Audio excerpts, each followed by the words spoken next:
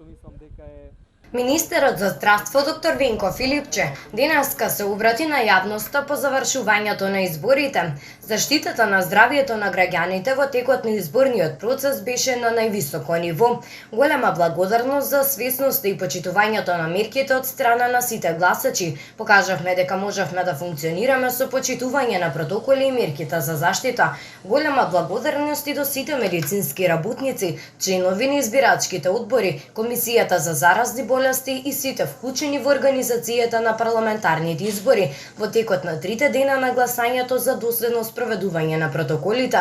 Тоа е начинот на кој што ќе продолжиме да живееме безбедно со носење маска, дезинфекција, почитување дистанца и почитување на протоколите, напиша Филипче на социјалната мрежа Facebook, но и председателот на државата Стево Пендаровски исто така се обрати по овој повод. Денешните избори поминаа мирно и со посебни здравствени протоколи поради пандемијата на COVID-19.